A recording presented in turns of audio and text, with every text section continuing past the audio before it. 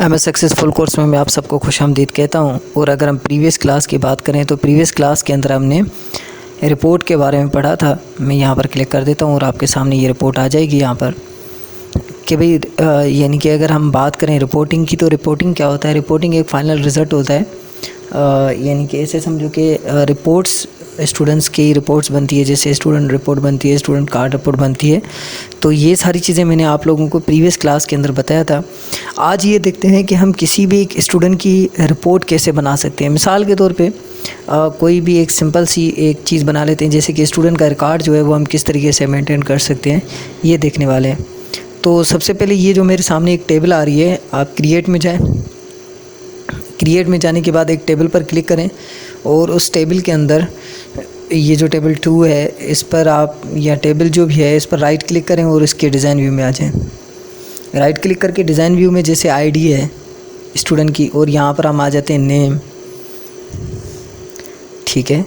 और यहाँ पर वारचार कर लेते हैं हम, डेटा टाइप जो है इसका शॉर्ट टेक्स्ट ही रख लेते हैं हम, सही है। S name, student name, short text आगे आ जाए।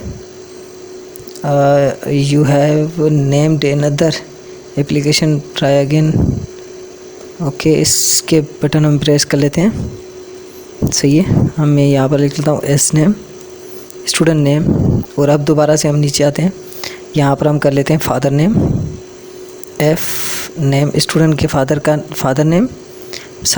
और सिंपल के तौर पे मैं यहाँ पर लिख लेता हूँ स्टूडेंट की क्लास, और हम यहाँ पर लिख लेते हैं स्टूडेंट का सब्जेक्ट।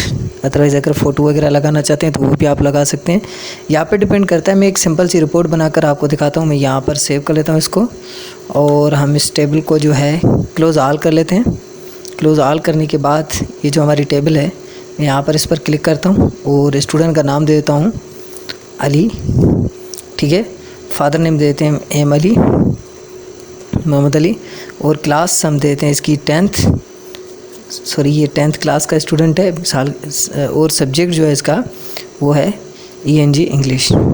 इसी तरीके से दूसरा एक स्टूडेंट हम एड कर लेते हैं, इसका नाम रखते हैं अशरफ, और यहाँ पर कर लेते हैं एम दाऊद, मोहम्मद दाऊद,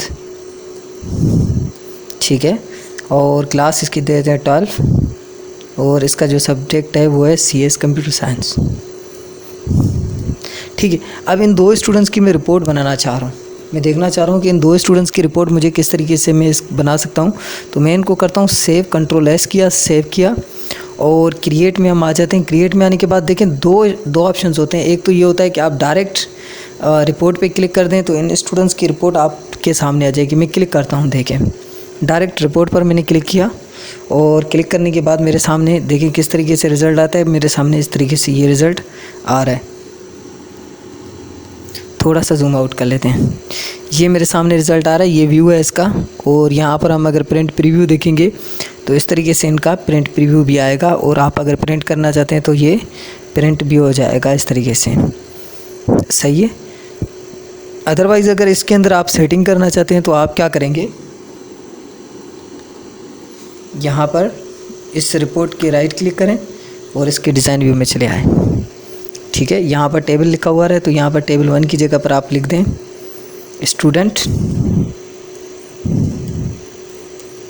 रिकॉर्ड,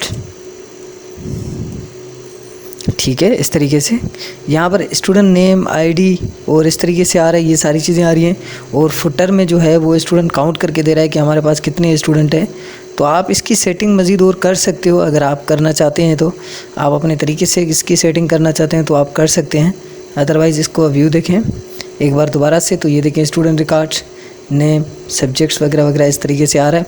और यहाँ पर आपको बता रहा है कि नंबर ऑफ़ स्टूडेंट्स जो हैं वो 2 हैं, तो यहाँ पर आपको 2 स्टूडेंट्स के बारे में बता रहे हैं।